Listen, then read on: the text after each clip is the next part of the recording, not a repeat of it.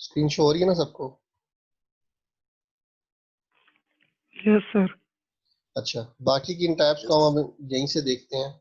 ठीक है, उन्हीं टाइप्स को कुछ हम पढ़ चुके हैं, उसी से देखते हैं। एग्जीक्यूटिव सपोर्ट सिस्टम, ठीक है, ईएसएस जिसे हम कहते हैं, design to help senior management, ठीक है, make strategic decision. ESS typically involve lots of data analysis and modelling tools to help strategic decision making. Modelling tools को मैंने आपको पहले बताया था किस तरह के आप मॉडल बनाते हो, ठीक है, वो प्रेजेंटेशंस के ऊपर आप बना लो या डिफरेंट मॉडल, जैसे आप एक्सेल शीट के अंदर मॉडल बनाते हो, ग्राफ्स वगैरह जिसे हम कहते हैं, ठीक है। डिसीजन सपोर्ट सिस्टम जो भी हमने पढ़ा, DSS, specifically designed to help management make decisions in situation where there is uncertainty, ठीक है। अनसर्टन जहाँ पे सिचुएशन है वहां पर ये डिसीजन बनाती है मैनेजमेंट, ठीक है, मोस्टली टॉप मैनेजमेंट की बात कर रही है, ठीक है, about the possible outcomes of those decisions, ठीक है। नॉलेज बेस्ड सिस्टम, ये हम उस ऑर्गेनाइजेशन की बात करते हैं जो ऑर्गेनाइजेशन, छोटी सी आपको मिसाल देता हूँ फिर आपको समझाता हूँ।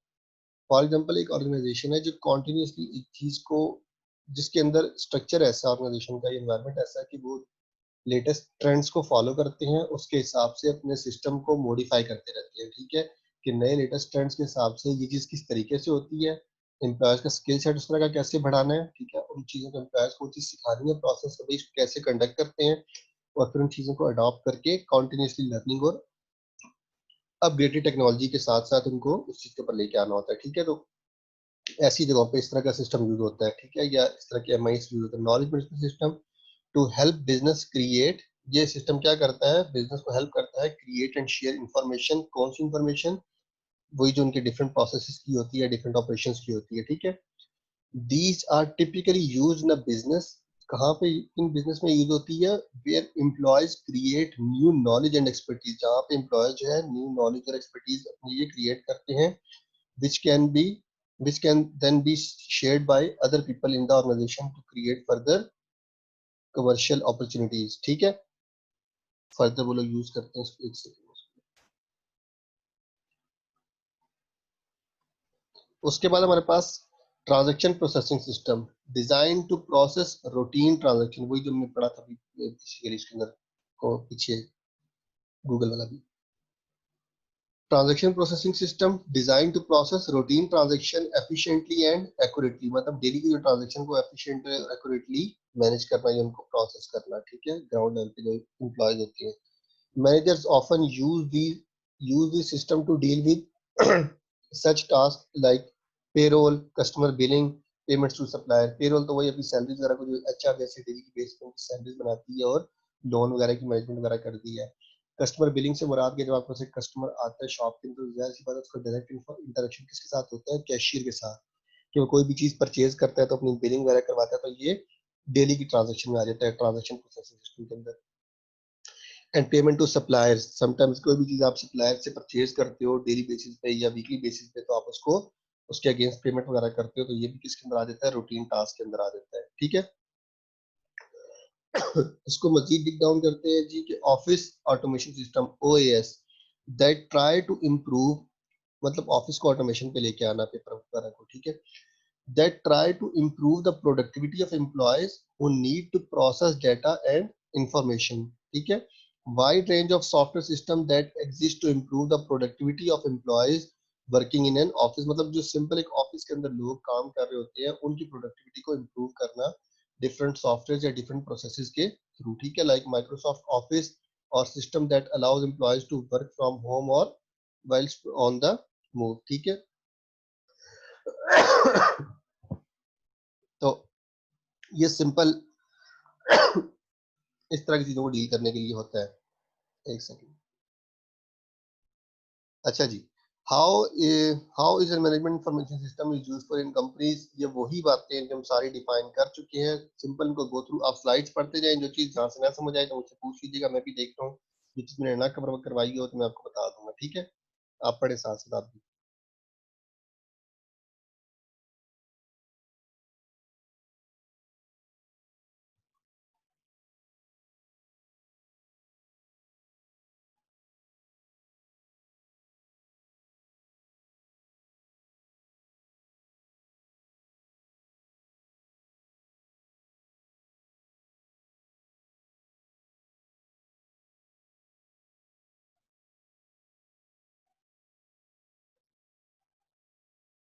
ये लास्ट पॉइंट जो हमने नहीं डिस्कस किया, बाकी ऊपर दो में इसमें कोई इशू है तो बता दे, ये हमने पढ़ लिया दोनों।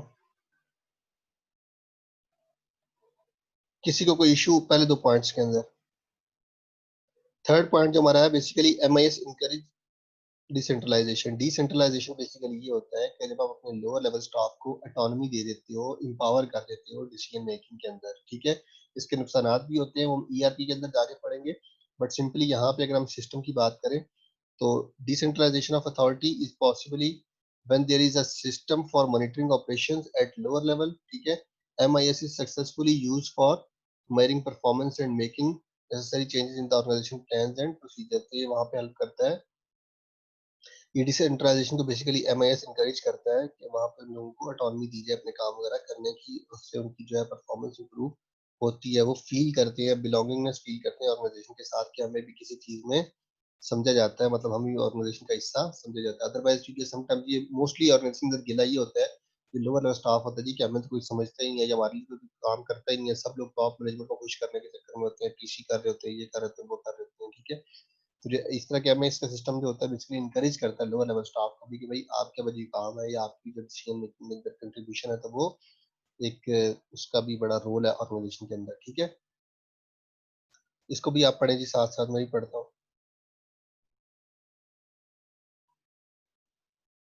अच्छा ये हमने नहीं पढ़ा हुआ कॉस्ट का।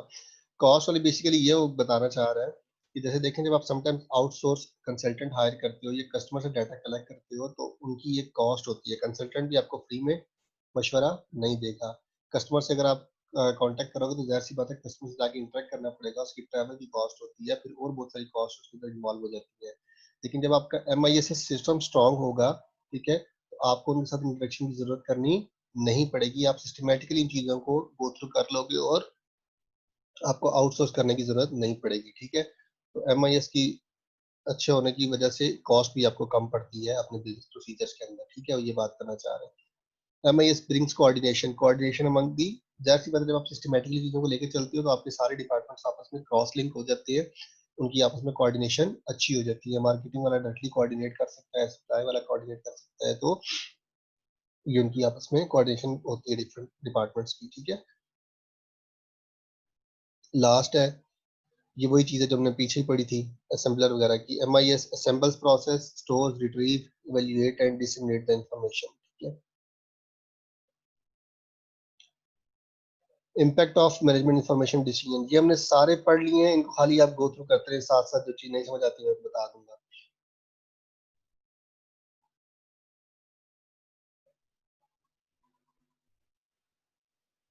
क्योंकि उनके पास ज्यादा इन्फॉर्मेशन होती है, ज्यादा एक दूसरे के बारे में इन्फॉर्मेशन होती है, तो वो उसकी बेस पे अच्छे डिसीजन ले सकते हैं, ठीक है।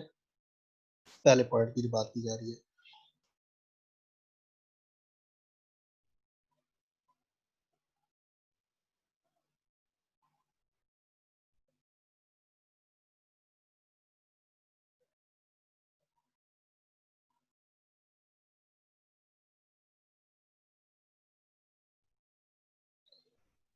सिस्टमाइजेशन का मतलब ये होता है कि उनको एक स्ट्रीम लाइन के ऊपर ले आते हैं। स्ट्रीम लाइनिंग और तकरीबन एक ही चीजें हैं कि उनको एक स्ट्रीम लाइन के ऊपर ले आते हैं कि सारे डिपार्टमेंट जब मिलके काम करते हैं तो उनका गोल एक ऑर्गेनाइजेशन का होता है, ठीक है। ये एमआईएस उनको इस चीज के ऊपर लेके आता है या इवॉल्व करता है इसी तरफ कि भाई वो सारे मिलके प्रोडक्टिविटी अपनी इनहेंस करें और इन द एंड का फाइनल जो गोल है उसकी तरफ अपनी परफॉर्मेंस को बेहतर करें, उसकी परफॉर्मेंस को बेहतर कर लेते हैं इसके थ्रू, एमआईएस के थ्रू, ठीक है।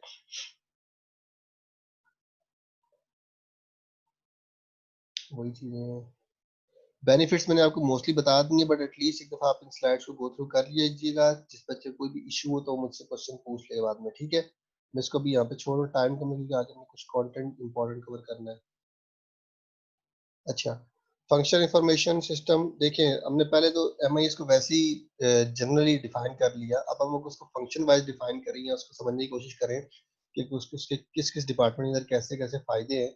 On the basis of special functional areas, MIS can be categorized as follows: marketing management information system, human resource information system, financial management information system, production and inventory management information system। ये चार different functions हैं, ठीक है, departments हैं। Team management क्या है जी, इसको भी हम डिटेल से पढ़ते हैं वन बाय वन, आगे आ रहे हैं, ठीक है। पहले टीम मैनेजमेंट क्या है जी। टीम मैनेजमेंट सिंपल अल्फाज में अगर आपको डिफाइन करूं, दो या दो से ज्यादा लोग जब मिलके काम करते हैं ग्रुप में, ठीक है, एज ए टीम कोई भी फंक्शन परफॉर्म करने के लिए, तो वो टीम बन जाती है, ठीक है। टीम मैनेजमेंट क्या होता है कि उस टीम को मैनेज करना, उनकी परफॉर्मेंस को मैनेज करना, उनको इवैल्यूएट करना, उनको साथ साथ इंप्रूव करना, ठीक है। इसको अंग्रेजी में देखें जी, team management is the ability of an individual, एक इंडिविजुअल और एन ऑर्गेनाइजेशन टू एडमिनिस्टर, किसी भी एक इंडिविजुअल या ऑर्गेनाइजेशन की एबिलिटी किस चीज की, एडमिनिस्ट्रेट करने की एंड कोऑर्डिनेट करने की, किसके साथ, a group of individuals to perform a task, जो भी टीम है उसके साथ, किसके लिए कि वो कोई टास्क परफॉर्म कर रहे हैं। Team management involves team work, team management जारी मतलब तब भी होगी जब उनके दरमियान में टीम वर्क होगा, उनके दरमियान में कम्युनिकेशन होगी, कोई ऑब्जेक्टिव सेटिंग होगी एंड परफॉर्मेंस अप्रेजल होगा कि लेट्स सपोज कोई भी काम अच्छा परफॉर्म करते हैं तो उसके अगेंस्ट उनको रिवॉर्ड दिया जाएगा, या अगर बुरा काम करते हैं तो उसके अगेंस्ट उनको फायर या टर्मिनेट किया जाएगा। कोई भी इनके साथ वो कहते हैं ना कि कोई भी इनके साथ लाठी चार्ज टाइप काम करना, तो वो चीज आ जाती है परफॉर्मेंस अप्रेजल के अंदर, ठीक है। Human resource information system is the functional information system use for team management, मतलब एचआर का जो काम होता है मोस्टली वो टीम मैनेजमेंट के साथ डील करना होता है कि टीम को कैसे डील करना है, टीम की परफॉर्मेंस को कैसे इंप्रूव करना है, ठीक है, ये कितने की हमें टीम रिक्वायर्ड है। देखते नहीं हमारे पास अब पहला आ गया, ये जो हमने पढ़े थे यहाँ पे, ये इसके अंदर हम देखते हैं इसको, ह्यूमन रिसोर्स को। ह्यूमन रिसोर्स इंफॉर्मेशन सिस्टम क्या है जी, देखिए ह्यूमन रिसोर्स के सिंपल अपने माइंड में चीज रखें कि जब ह्यूमन रिसोर्स की बात आती है बेशक मैनेजमेंट में या आईटी में, उसके जो तीन काम होते हैं जो उसने परफॉर्म करने होते हैं। सबसे पहले hiring and firing, staff hire करना और स्टाफ फायर करना, ये एचआर का काम होता है। पेरोल, सैलरीज बनाना, सैलरी डिस्ट्रीब्यूट करना, ये एचआर का काम होता है, ठीक है। मतलब सैलरीज बनाना नहीं, सॉरी, सैलरी सेट करना कि भाई इनको इतनी सैलरी दी जाएगी, ठीक है। बाकी बनाना वाला तो फाइनेंस वाले करते हैं, ठीक है। उसके अलावा उनकी थोड़ी सी एक्सपेंसेस मैनेजमेंट होती है कि भाई किस तरह के एम्प्लॉयज को हम एक्सपेंस वगैरह दे सकते हैं, डिसाइड ये करते हैं, देते फाइनेंस वाले हैं, ठीक है। A database system that keeps important information about employees, हाँ, डेटाबेस भी एचआर के पास होता है जो एम्प्लॉयज के बारे में रखते हैं कि भाई इस एम्प्लॉय क्या डिटेल्स है, इसका बेसिक क्राइटेरिया क्या, कैसे सिलेक्ट हुआ था, इसका बैकग्राउंड इन्फॉर्मेशन क्या है, इसकी पर्सनल इन्फॉर्मेशन क्या है, ठीक है, वो सारी ह्यूमन रिसोर्स के पास होती है, ठीक है। A database system that keeps important information about employees in a central and accessible location, ठीक है। एक ऐसा डेटाबेस सिस्टम या जिसे कहते हैं एमआईएस सिस्टम जिसके अंदर important information about the employees, जिसको हम सेंट्रल लोकेशन के अंदर, ये सेंट्रल एक्सेसिबल लोकेशन के अंदर तो सेव रखती हैं ह्यूमन रिसोर्स इंफॉर्मेशन सिस्टम के through, feeds information into HR policy and planning as well as the other HR processes, ठीक है। ह्यूमन रिसोर्स जो हेल्प प्रोवाइड करती है किसके अंदर, एचआर पॉलिसी डिजाइन करने के अंदर और ह्यूमन रिसोर्स डिसीजन मेकिंग के अंदर कि भाई कितने एम्प्लॉयज हायर करने हैं, कितने फायर करने हैं, कितने हमारे पास एक्सेस एम्प्लॉयज हैं, ठीक है, ये कितनों के साथ हम लोग ऑर्गेनाइजेशन चला सकते हैं, इस तरह के प्रोसेस वगैरह इसके अंदर आ जाते हैं, ठीक है। It is a systematic way of storing data and information, दोनों चीजें आ जाती हैं। डाटा को जब आप प्रोसेस करते हैं इंफॉर्मेशन बन जाती है, आप डाटा भी स्टोर कर सकते हैं, इंफॉर्मेशन भी स्टोर कर सकते हैं फॉर ईच इंडिविजुअल या एम्प्लॉय, ठीक है। इंडिविजुअल की बात हो, एम्प्लॉय की बात हो, कस्टमर की बात हो, जैसे कस्टमर भी आपको बताया था दो तरह के होते हैं, इंटरनल कस्टमर्स होते हैं जो कंपनी के अंदर एम्प्लॉयज होते हैं, ठीक है। एक्सटर्नल कस्टमर उसके बाहर के जो शेयर होल्डर्स वगैरह या स्टेक होल्डर्स वगैरह बन जाते हैं या जो उसके परचेज करते हैं प्रोडक्ट्स वगैरह। To aid, it is a systematic way of storing data and information for each individual to aid planning, ठीक है, किस मकसद के लिए, प्लानिंग के लिए, डिसीजन मेकिंग के लिए and submitting of returns and reports, उनकी रिपोर्ट्स एंड रिटर्न सबमिट करने के लिए, उनकी परफॉर्मेंस अप्रेजल वगैरह ये चीजें आ जाती हैं, ठीक है। A method by which an organization collect, analyze and report the information about people and job, तो उस पूरे मेथड को हम ह्यूमन रिसोर्स इंफॉर्मेशन सिस्टम की डेफिनेशन के अंदर ले आते हैं, ठीक है। How H R S human resource information system helps in team management, team management के अंदर ये कैसे इंपॉर्टेंट है या कैसे हेल्प करता है, ठीक है। स्टाफिंग, वही स्टाफ हायर करना, all major know the importance of having right person for the right place. देखिए अब एक एग्जांपल मैं आपको दूं, ह्यूमन रिसोर्स काम ये भी होता है कि ऐसे बंदे हायर करना जो right person for the right job हो। फॉर एग्जांपल आपने एक बंदा हायर करना है कि जिसको सुई बनाना आती हो, ठीक है, तो आप ऐसा बंदा तो नहीं हायर करोगे ना जिसको धागा बनाना आता हो, आप वही बंदा हायर करोगे कि जिसको सुई बनाना आती है और उस बंदे को वहां पे ही जॉब दोगे या वहीं पर उसको डेजिग्नेट करोगे जहाँ पे सुई बनाने का काम होता हो, ठीक है। इसको कहते हैं right person for the right job. To recruit the right person for the right job requires information from various resources, अगर उसने right person for the right job hire करना है तो वो पहले इंफॉर्मेशन लेगा डिपार्टमेंट से या उस प्रोसेस उस डिपार्टमेंट से कि भाई इस जॉब को करने के लिए आपकी क्या रिक्वायरमेंट्स हैं। ये फॉर एग्जांपल उसको ऑलरेडी इस चीज़ का पता होगा, ये पहले से उसने खुद से भी डिजाइन की होगी कि इस जॉब को करने के लिए क्या क्या रिक्वायरमेंट्स मिनिमम हमें होनी चाहिए, कितनी क्वालिफिकेशन होनी चाहिए, कितना एक्सपीरियंस होना चाहिए, ठीक है। वो सारी चीजें वो पहले से कंसीडर करते हैं, ठीक है। HRIS play a very important role in providing vital information to managers so that they can hire right person for the right job, ठीक है। ऑर्गेनाइजिंग, इट इज इंपॉर्टेंट, वही अब आ गया है स्टाफिंग, ऑर्गेनाइजिंग एंड कंट्रोलिंग, ठीक है। Organising होता है, it is important that organisation not only recruit the right person for the right job but also keep an employee motivate. खाली ऑर्गेनाइजेशन का ये काम नहीं होता है कि वो एम्प्लॉयज को हायर करे राइट एम्प्लॉय को राइट जॉब के लिए, बल्कि उनको मोटिवेटेड भी रखे। देखिए फॉर एग्जांपल अगर एक बंदा 4 महीने से काम कर रहा है, ठीक है, या 6 महीने से काम कर रहा है, उसको आप सेम सैलरी दिए जा रहे हैं, काम आप उतना ही ले रहे हैं, काम आप उसका बढ़ा देते हैं, तो वो एम्प्लॉय मोटिवेटेड नहीं होगा वो काम करने के लिए, दिन ब दिन उसकी परफॉर्मेंस क्या होगी, डिक्रीज होगी। लेकिन अगर एक एम्प्लॉय है उसकी परफॉर्मेंस अच्छी है, वो अपने टारगेट्स इंप्रूव कर रहा है, और अगर आप उसको मंथली बेसिस पे कमीशन या बोनस या उसको आप वो दे रहे हैं, क्या कहते हैं, कोई भी इसको बेनिफिट दे रहे हैं, मॉनेटरी या नॉन मॉनेटरी बेनिफिट दे रहे हैं, या उसको एम्प्लॉय ऑफ द मंथ का उसको टाइटल दे देते हैं, ठीक है, तो ये क्या है, ये सोर्स ऑफ मोटिवेशन है कि उसका वो काम करने पे इंकरेज करते हैं ताकि वो उसका काम और बेहतर तरीके से करे, ताकि नेक्स्ट टाइम वो उससे बेहतर फैसिलिटीज या अपॉर्चुनिटीज अवेल कर सके। या लेट सपोज आपको 6 महीने के एम्प्लॉय अच्छा काम करता है, आप उसको प्रमोट कर देते हो, तो ये क्या होते हैं, मोटिवेशन के डिफरेंट टेक्टिक्स होते हैं। तो इसका ऑर्गेनाइजिंग का मकसद ये होता है कि आप ना कि एम्प्लॉयज को right person for the right job manage करो बस के, बल्कि उसको मोटिवेट भी करो, ठीक है। Here again, human resource information system plays a vital role by helping the managers to keep the vigil या keep the bar high, ठीक है, on the staff to uh, on the staff so that nobody feels neglected। मतलब वो ऐसी उसके ऊपर नजर रखे या ऐसे उसको अप्रिशिएट करा करे, या हर एम्प्लॉय के ऊपर ऐसी नजर रखे कि कोई भी एम्प्लॉय की नजर से दूर ना हो या निगलेक्ट ना हो, ठीक है। Motivation can be given in the simplest form such as an email of appreciation from the boss. वही employee of the month email कर दी बॉस ने, एक टॉप मैनेजमेंट ने, कि भाई आपको रिवॉर्ड दिया जा रहा है, ये वो, you are rewarded as an employee of the month and your picture will be a hallmark for our organisation, ठीक है। टू द स्टाफ और विशेज, या किसी एम्प्लॉय को हैप्पी बर्थडे विश कर दी, खास एम्प्लॉय को, किसी अच्छे परफॉर्मर को, तो वो भी एक उसके लिए मोटिवेशन का सोर्स होती है, ठीक है। उसके बाद आता है directing and controlling. Managers have to be on their toes always because the staff needs constant direction and redirection for countering the competitors.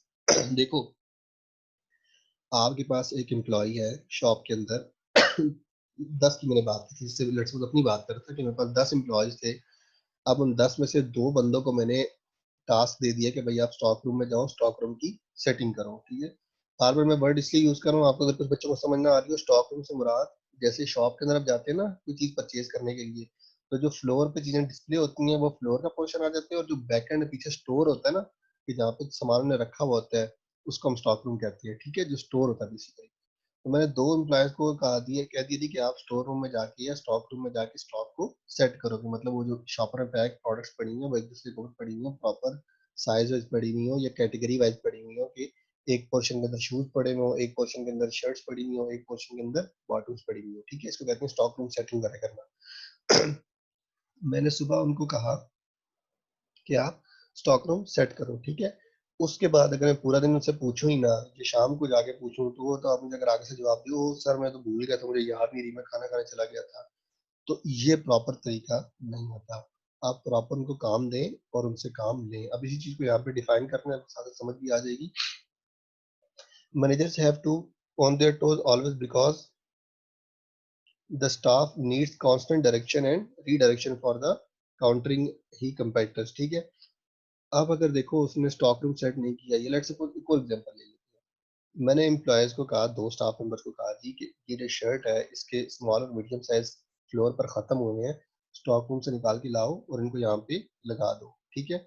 वो उसके बाद एम्प्लॉय चला गया खाना खाने, वापस आया, वो फ्लोर फ्लोर काम करना शुरू हो गया, वो शर्ट के पीसेस 2 लगाना भूल गया, ठीक है।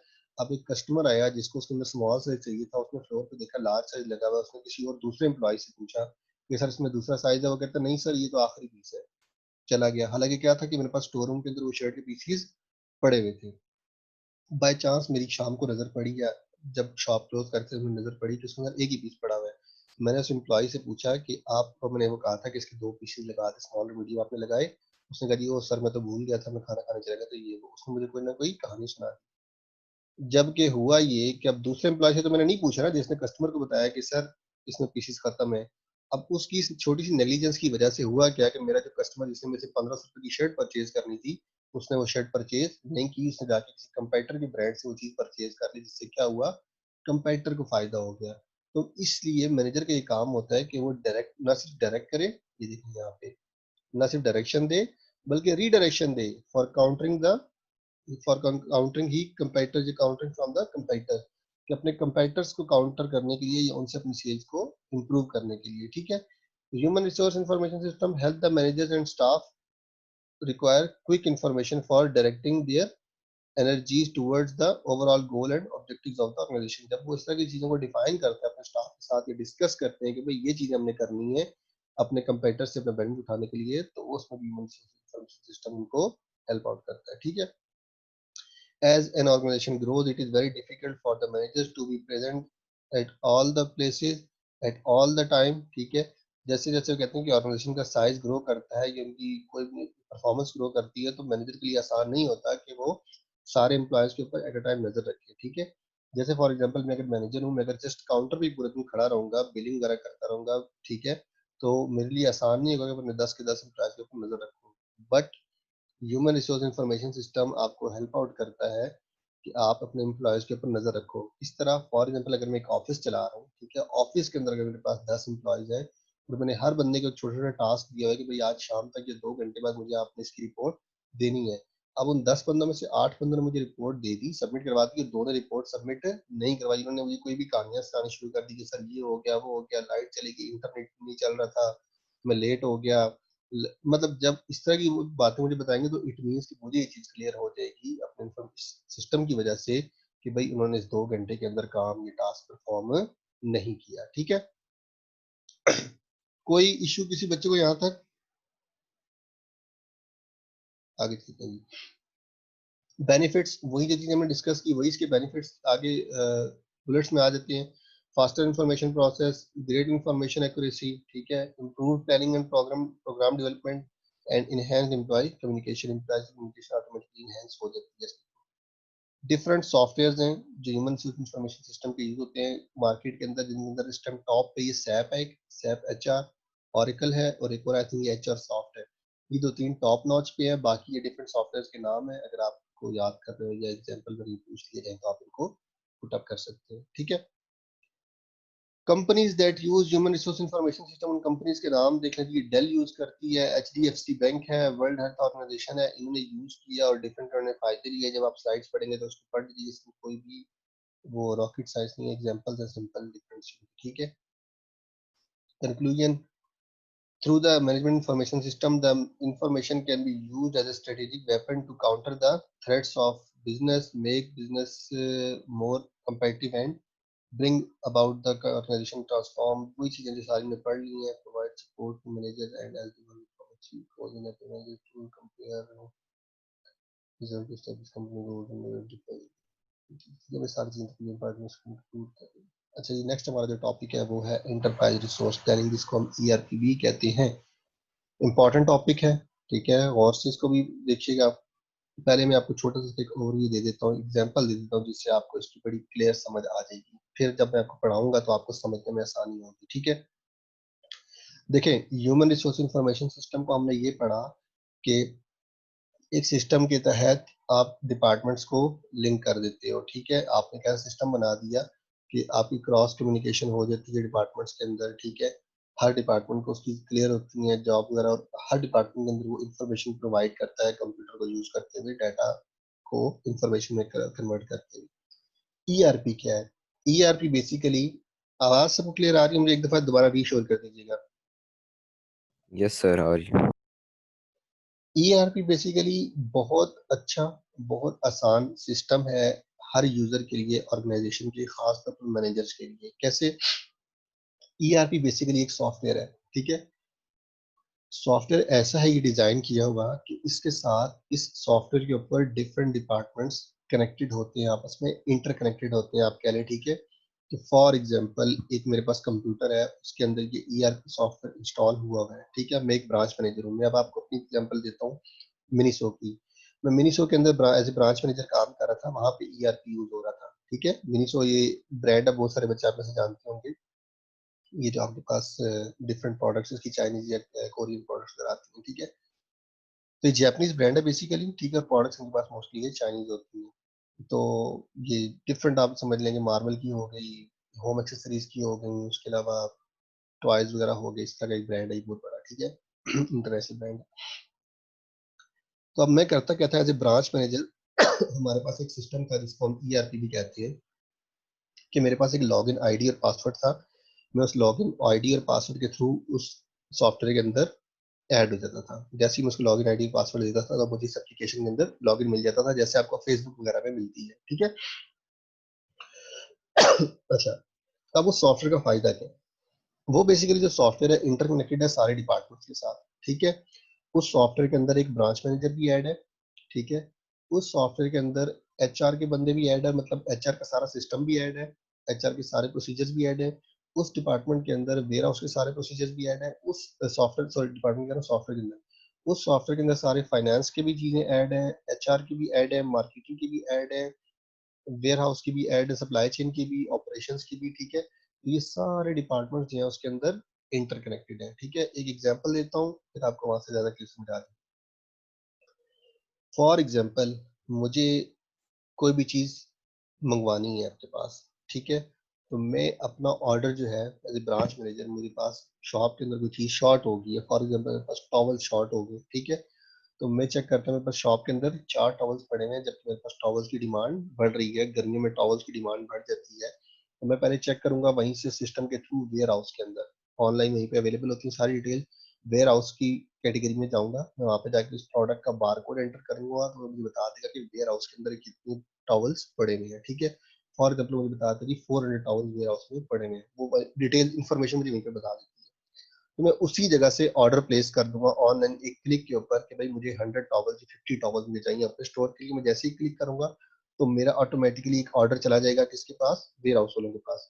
वेयर हाउस वाले इस ऑर्डर को प्लेस कर देंगे, मतलब प्रोडक्ट उनके पास पड़ी हुई है ना, वो अपने पास जो डिलीवरी वाले हैं, सप्लाई चेन वाले हैं, उनको वहीं से वो क्लिक करके वो ऑर्डर फॉरवर्ड कर देंगे कि आपने फलाने दिन आके हमसे ये चीज उठा के लेके जानी है फलाने स्टोर के लिए, ठीक है। तो वहीं से वो information with in 1 click forward होगी सप्लाई चेन वालों को, ठीक है। तो जब वो इन्फॉर्मेशन उनके पास गई, उन्होंने क्या किया जी, 2 दिन बाद आए, वहां से वो लोड किए उनके पास टॉवल, 3 दिन बाद 4 दिन बाद मेरे पास स्टॉक आना था, मेरे पास स्टॉक आके स्टोर के अंदर आ गया। ये एक ईआरपी का फायदा है, ठीक है। बाकी एग्जाम्पल के साथ जैसे जैसे एग्जाम्पल सामने आते हैं मैं आपको समझाता जाऊंगा। मतलब एक सॉफ्टवेयर है जिसके अंदर सारे फंक्शनल डिपार्टमेंट्स आपके जो होते हैं वो इंटरकनेक्टेड होती है, सारों की इन्फॉर्मेशन आपके पास वहाँ पे अवेलेबल होती है, ठीक है। Enterprise resource planning is a cross-functional enterprise system driven in an integrated suite of software, मतलब मल्टीपल सॉफ्टवेयर का या मल्टीपल फंक्शंस का एक ही सॉफ्टवेयर होता है, ठीक है। ईआरपी के डिफरेंट मॉड्यूल्स हैं, ठीक है, डिफरेंट वर्जन है आप कह लें, ठीक है। जैसे विंडो के डिफरेंट वर्जन होती है ना, विंडो एक्सपी, विंडो 7, विंडो 10, इस ईआरपी के भी डिफरेंट मॉड्यूल्स हैं, ठीक है। That support the basic internal business processes, different processes कह लें या फंक्शंस कह लें ऑफ द कंपनी को जो सपोर्ट करता है बेसिकली, ठीक है। ERP is a set of integrated business application integrated मतलब का जोड़ है ये, ठीक है। और module which carry out common business functions such as journal ledger accounting, इनको भी हम बताते हैं journal ledger वगैरह क्या होता है, ठीक है। Function such as journal ledger accounting और order management, ठीक है। IT software that integrates business activities across an enterprise, एक IT बेस्ड सॉफ्टवेयर, जारी बात है ऑनलाइन है तो सॉफ्ट कॉपी में तो IT बेस्ड ही वो इन्फॉर्मेशन, क्योंकि इंटरनेट के थ्रू ही चलता है, विदाउट इंटरनेट नहीं चलता। और ये लाइव अपडेट हो रहा होता है, जैसे आपकी फेसबुक की स्ट्रीमिंग जो होती है ना, जब आप स्क्रॉल करते हैं उसको बार बार, ठीक है, तो आपकी न्यूज फीड अपडेट हो रही होती है। ऐसे ही ये ईआरपी सॉफ्टवेयर भी जो है वो विद इन सेकंड्स ये वो हो रहा होता है, अपडेट हो रहा होता है, ठीक है। ERP is a short form of Enterprise Resource Planning. An enterprise system, ERP system is an attempt to integrate all functions, जो मैंने आपको पहले ही बताया था, सारे functions across a company to a single computer। उन सारे functions को कहाँ पे ले आते हैं, एक सिंगल कंप्यूटर के अंदर ले आता है that can serve all those functions specific need. उनको जिस जिस बंदे को जो जो रिक्वायरमेंट होगी वो अपनी यहाँ से रिक्वायरमेंट को इजीली पूरा कर सकता है। ठीक है। Support business through optimising maintaining and tracking business function. Support करता है बिजनेस को मेंटेन कर ऑप्टिमाइज करने के लिए, मेंटेन करने के लिए और tracking business function. From product planning, parts purchasing, मतलब ये सारे फंक्शंस के अंदर आ जाते हैं कि अगर आपने कोई प्रोडक्ट की प्लानिंग करनी है या कोई पार्ट परचेज करना है या इन्वेंट्री कंट्रोल करनी है या प्रोडक्ट डिस्ट्रीब्यूट करनी है, ये मैं सारा आपको वन बाय वन पढ़ाऊंगा आपके आगे। ठीक है, प्रोसेस जब हम डिस्कस करेंगे इसका। अब देखें, ये एक बेसिक एग्जांपल है कि बिफोर ईआरपी क्या होता था। ठीक है, ईआरपी को इंस्टॉल करने से पहले या लॉन्च करने से पहले जब कंपनी ईआरपी नहीं यूज करती थी, पहले क्या होता था और अब क्या होता है। पहले आप सिंपली, अगर आप एक कस्टमर हो, आप मेरे पास आए हो, मैं सेल्स डिपार्टमेंट, मेरे पास एक शॉप है, आपने आके मुझे कहा जी मुझे ये बॉटल्स चाहिए, 100 पीसेज इसके चाहिए। मेरे पास अगर उसके 100 पीसेज थे तो मैंने क्या किया, मैंने आपको वो बॉटल जो है वो सेल आउट कर दी। हमारी ट्रांजेक्शन खत्म होगी, कहानी खत्म होगी, हमें कोई चीज जरूरत नहीं है। ठीक है। दूसरी ऑप्शन ये क्या पाया, आप कहते हैं मुझे इस रेड कलर वाली बॉटल में 100 पीसेज चाहिए। ठीक है। मैंने क्या किया, मैंने देखा जी मेरे पास है 20 बॉटल्स पड़ी हुई हैं। ठीक है। जबकि मैंने पीछे अपने वेयर हाउस वालों को कॉल की, मैंने उनको बताया जी फलानी बॉटल का जो फलाना नंबर है जिसकी प्राइस वाली है, इधर वेयर हाउस मैंने कॉल की, मुझे इसके अंदर 80 पीसेज चाहिए। उसने कहा जी मिल जाएंगे, 3 दिन बाद आपके पास आ जाएंगे। उसने चेक किया तो मैं स्टॉक रूम में, उसके बाद पता चला जी मेरे पास 120 पीस पड़े हुए हैं यहाँ पे। उसने क्या किया जी, मुझे 80 पीस डिलीवर कर दिए और मैंने कस्टमर को कहा जी आप 2 दिन बाद आके मुझसे ले जाइएगा। तो कस्टमर ने 2 दिन बाद आके ले लिए, बात खत्म हो गई। ठीक है। तीसरी कहानी क्या हुई कि जब मैंने इसको कॉल की, इसने मुझे कांटेक्ट किया जी मुझे 100 पीसेस बॉटल के चाहिए, मेरे पास 20 थे। मैंने इसको कॉल की जी मुझे 80 पीसेस और चाहिए। इसने देखा जी मेरे पास 50 पड़े हुए हैं। ये अब करेगा, पहले प्रोडक्शन वालों के पास जाएगा, उनसे पूछेगा जी कि आपके पास ये प्रोडक्ट इतने पीसेस पड़े हुए हैं। लेट्स सपोज इसके पास कितने थे 80 का ऑर्डर मैंने इसको दिया, इसके पास 60 पड़े हुए थे, 20 इसके पास कम थे। इसने इससे पूछा जी, फॉर एग्जांपल ये एग्जांपल दे रहा हूँ, बेसिकली है नहीं वो। ठीक है। फॉर एग्जांपल इसने इसको पूछा प्रोडक्शन वाले को जी इसके मुझे आप 20 पीसेज और बना के दे दें और इसकी मुझे कॉस्ट कितनी आएगी वो बता दें। प्रोडक्शन वाले ने कहा जी इस प्रोडक्ट की जो कॉस्ट है वो 120 रुपये है। ठीक है, 120 रुपये की बनेगी। जबकि हम लोग, ये जो बंदा है इसको पता है कि प्रोडक्ट हम सेल कितने की कर रहे हैं, 120 रुपये की, या लेट सपोज 100 रुपये की सेल कर रहे हैं। ठीक है। इसने जब ये देखा कि इसमें हमें इस तरह बेचने का फायदा नहीं है खुद बना के, इसने इससे पूछा कि भाई अगर इतने की पड़ रही है तो फिर ऐसा करो इसका ऑर्डर प्लेस कर दो, ये बाहर से कितने की मिलेगी। इसको पता ये चला कि बाहर से अगर परचेज करता हूँ ये प्रोडक्ट मुझे 40 रुपए की मिलेगी। इट मीन्स कि मुझे 60 रुपए का या 80 रुपए का एक प्रोडक्ट के अंदर फायदा है। ठीक है। ये किसको देगा, प्रोक्योरमेंट वालों को। प्रोक्योरमेंट वाले फिर क्या करेंगे कि उनको जब ऑर्डर मिल गया, वेयर हाउस ने ऑर्डर दे दिया, तो वो जाएंगे अकाउंटिंग और फाइनेंस वालों के पास कि भाई हमने ये बॉटल परचेज करनी है इतने पीसीज। ठीक है, तो हमें पैसे दें कि हम ऑर्डर प्लेस करें कंपनी को कि हमने ये चीज परचेज करनी है। अकाउंटिंग वालों ने चेक किया जी वाकई इतनी बॉटल चाहिए, इनसे कंफर्म किया। ठीक है। इन्होंने यहाँ पे अकाउंटिंग वाले को भी बता दिया कि आप पैसे इशू करेंगे। देखें, सेल्स डिपार्टमेंट ने अकाउंटिंग वालों को कहा कि पैसे इशू करें प्रोक्योरमेंट वालों को कि वो परचेज करें। प्रोक्योरमेंट वालों ने यहाँ से, ये प्रोक्योरमेंट वालों ने अकाउंटिंग वाले को कहा था जी हमें पैसे दें। ठीक है।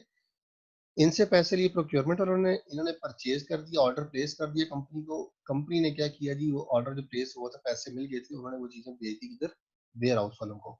अब वेयर हाउस वालों के पास वो बॉटल आ गई, वेयर हाउस वालों ने बॉटल मुझे फॉरवर्ड कर दी, मैंने वो बॉटल कस्टमर को कहा दी आप एक हफ्ते बाद आके ले जाइएगा। तो ये एक इतना लंबा प्रोसेस चला सिर्फ किस लिए कि वो बॉटल मैंने कस्टमर को सेल आउट करनी थी। इसी के बरक्स ईआरपी में क्या होता है वो मैं अभी आपको एग्जांपल में समझाता हूँ। ठीक है। मतलब कि सिंपल छोटे से ऑर्डर के लिए आपको 10 बंदों के पास घूमना पड़ा और उनके पास इतना टाइम जाया करना पड़ा। ठीक है।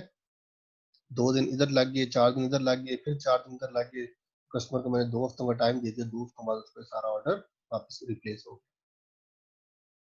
ये टिपिकल बिजनेस प्रोसेस की observation. A typical enterprise has many business units. हर ऑर्गेनाइजेशन का टिपिकल है तो उसके अंदर डिफरेंट बिजनेस यूनिट्स होते हैं। बिजनेस यूनिट से मुराद या डिपार्टमेंट से मुराद जैसे आपकी यूनिवर्सिटी के अंदर डिपार्टमेंट्स हैं। ठीक है। बिजनेस स्टडीज है, मैनेजमेंट स्टडीज है, अर्थ एंड एनवायरमेंटल साइंसेज है। ठीक है। जिस तरह यहाँ पे डिफरेंट डिपार्टमेंट्स है ना, ऐसे ही बिजनेस के अंदर भी डिफरेंट डिपार्टमेंट्स या फंक्शनल डिपार्टमेंट्स होते हैं। ठीक है। प्रोडक्शन डिपार्टमेंट होता है, सप्लाई डिपार्टमेंट होता है। ठीक है। मार्केटिंग डिपार्टमेंट होता है, फाइनेंस डिपार्टमेंट होता है। ठीक है। प्रोक्योरमेंट डिपार्टमेंट होता है। तो typical enterprise has many departments, business units, इनको हम बिजनेस यूनिट्स भी कहते हैं, ठीक है। These departments या business units continuously communicate and exchange data with each other. ये नॉर्मली एक दूसरे के साथ कम्युनिकेट भी करते रहते हैं और जिस तरह उनको रिक्वायर्ड डाटा समटाइम्स जरूरत होती है तो उसको एक्सचेंज भी करते रहते हैं, ठीक है। The success of any organization lie in effective communication. अगर उन्होंने सक्सेसफुल होना है तो जितनी की आपस में इफेक्टिव कम्युनिकेशन होगी और इफेक्टिव डाटा एक्सचेंज होगा तो वो इनके लिए सक्सेस का बायस बनेगा, ठीक है। डिपार्टमेंट्स या ये बीयू जहाँ पे यूज हो रहा है इसका मतलब बड़ी यूनिवर्सिटी नहीं है, इसका मतलब बिजनेस यूनिट्स है, ठीक है। Departments BUs as well as associated third party such as vendor. अब डिपार्टमेंट्स या बीयू एसोसिएट थर्ड पार्टी भी हो सकते हैं, ठीक है। जरूरी नहीं है विद इन एन ऑर्गेनाइजेशन भी हो। वेंडर्स वो जिनसे आप चीजें परचेज करते हो बाहर से, सप्लायर वगैरह से। Outsources and customers also known as decentralised system. Problem क्या है डिसेंट्रलाइज्ड सिस्टम की, मैं जब आपको बात हम ईआरपी में डिस्कस करेंगे कि नुमेरियस, ये spelling I think the spelling mistakes है, मैं आपको ठीक कर दूंगा। Disparate information system are developed individually over the time. मतलब ये है कि हम लोग इस मीटिंग को बल्कि क्लोज करते हैं, लास्ट मिनट है कि एकदम क्लोज हो जाएगी, आपकी बात आधे में रह जाएगी, नेक्स्ट मीटिंग में सारा यहीं से स्टार्ट करते हैं, ठीक है। नेक्स्ट मीटिंग काइंडली ज्वाइन कीजिएगा।